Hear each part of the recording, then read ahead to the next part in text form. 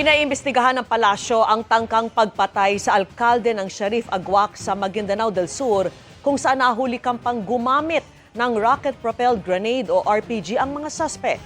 May binuo ng Special Investigation Task Group ang PNP. At nakatutok si June Veneracion. Malapelikula ang mga tagpo sa isang ambush sa Maguindanao del Sur kahapon ng umaga. Isang lalaking armado ng rocket-propelled grenade o RPG ang nahulikam na bumaba mula sa nakaparadang minivan at may inasinta. Sinapol nito ang likuran ng isang SUV. Nakaligtas ang sakay ng bulletproof na SUV na si Sharif Agwak Mayor Ahmad Mitra Ampatuan, pero sugatan ang dalawa niyang security escort. Mabilis na tumakas sa mga sospek pero naabutan at naharang ng mga pulis at sundalo. 3 sospek ang patay. Kabilang ang nagpaputok ng RPG na si alias Rap-Rap. Nakatakas naman ang driver ng minivan. Base sa investigasyon ng PNP, magkakamag-anak ang 4.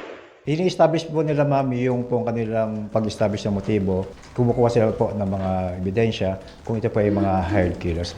Sa investigasyon, lumabas na may 3 warrant of arrest sa iba't ibang kaso gaya ng murder. Ang napatay na suspect na gumamit ng RPG. Iniimbestigahan pa paano sila nakakuha ng ganong klaseng armas.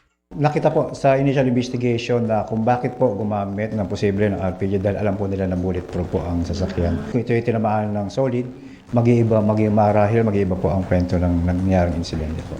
Sa utos ng liderato ng PNP, bumuo na ng Special Investigation Task Group para imbestigahan ang ambush at matukoy kung sino ang mga nasa likod dito. Lumalabas din na pang-4 na beses na pala itong may nagtangka sa buhay ng mayor ng bayan ng Sharif Agwak. Sa isang press con ngayong araw, sinabi ni Mayor Ampatuan na hindi ordinaryong tao ang may kakayahang gumawa ng pagtangka sa kanya. Hindi ko akalain na mga ganun mangyari sa akin. Sinong tao na ganun na kalakas na bari sa akin?